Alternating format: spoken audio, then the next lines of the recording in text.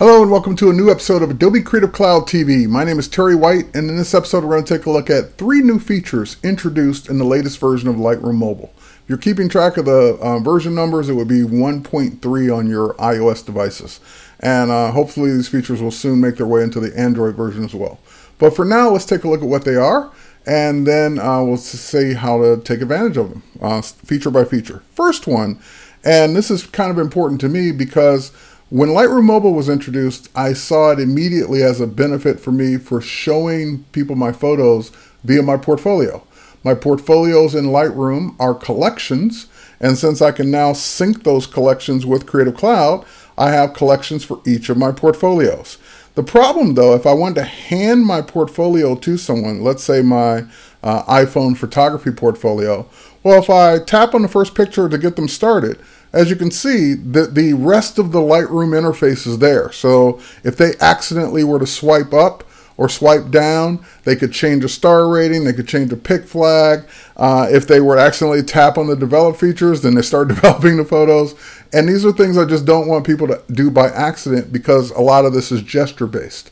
So now you can go into the upper right hand menu and you can say present from here. Now there's always been a slideshow feature, but now the presentation feature, and if we tap one more time, gives me the ability to have them go through the photos, and swiping up and down doesn't do anything. No other gestures other than left and right to change photos does anything. So I don't have to worry about them accidentally changing any settings while they're looking at my photos. So I can say, here you go, here's my iPad, here's my iPhone. Take a look at the photos in my portfolio. Love them, look at them, hate them, whatever you want to do. But I don't have to worry about them changing them, and that's the main thing. Okay, so that's number one. Number two, while we're in this particular portfolio, I'm going to go ahead and tap Exit Presentation Mode. So now I'm back to regular Lightroom. I can do whatever I want. At this point, I can also change the way this is being viewed. If I go back, we have a new view. This was the one you're looking at now. It's the traditional view that's been there since day one. And now we have, and that's called a flat view. And now we have the segmented view. This is for people that maybe you went on vacation, maybe you did a trip, maybe you're looking at a portfolio. These were all shot at different times, different days. If you go into segmented view, it will do it by date.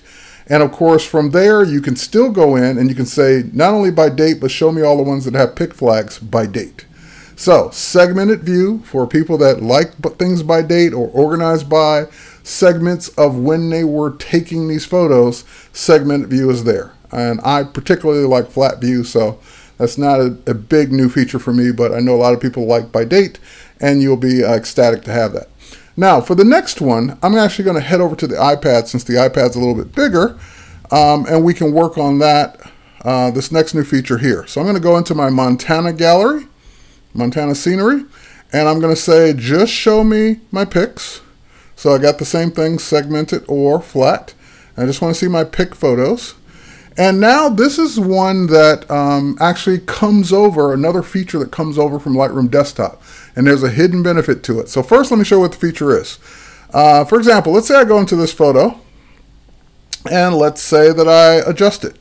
I go in and I say, yes, I want to update the process version, which that's an old photo, so it hadn't happened yet. And I want to go in and I want to say, I want to increase the vibrance is already pretty high, but let's say I also want to increase the saturation. So I want to go to saturation, I want to crank up the saturation a little bit more. All right, so now we've done those adjustments, and you can do any other adjustments you want.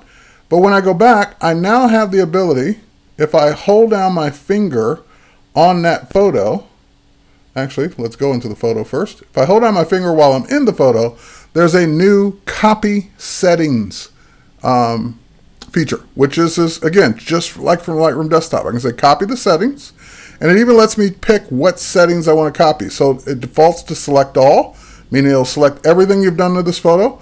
I want to deselect all, and I just want to do the color treatment, just the things I did. And you can even narrow it down. If you don't want the color adjustments, for example, you could turn that off. And then you'll just have saturation and vibrance. So I'm going to tap OK. So now I've copied all the saturation, vibrance settings I've done. I could do white balance, I could do anything else.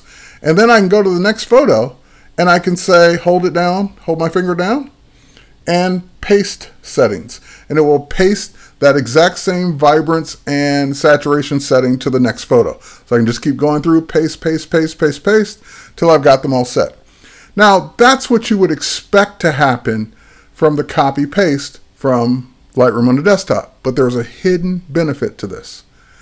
There are things you can do on the desktop version of Lightroom that you can't yet do in the mobile version, like local adjustments, graduated filters, radial filter, the adjustment brush, all kinds of things you can do in Lightroom on the desktop that you can't necessarily do in Lightroom Mobile. But those things are still showing in Lightroom Mobile. They're still there. You just can't, you don't have the tools to make adjustments to them. So for example, if we go through, this particular photo has a graduated filter at the top. We're looking at the sky that has a graduated adjustment to it. So I'm going to hold my finger down on it, and I'm going to say copy settings. And again, I'm going to say that we don't want the color treatment necessarily, but we do want local adjustments. So I'm going to go to local adjustments, and I just want the graduated filter. Tap OK. Go to the previous photo. I think that's the one I want. And then I'm just going to go ahead and hold my finger down and say paste settings, and I get the same graduated filter, even though Lightroom Mobile doesn't have the graduated filter tool. So if I've made adjustments, vignettes, anything I've done in the desktop, I can just go ahead and paste those settings to other photos. And this is great if you're maybe using specific adjustments or specific sets of adjustments that you do on photos that you store in a collection that you want to apply to new photos that you're taking as you're taking them. Lens corrections, things that you're doing, maybe you're shooting with a GoPro camera or some other fisheye lens. And again, you don't have lens corrections here in mobile, but if you corrected at least one photo in a collection, you can then copy those settings and paste them to new photos you add to those collections.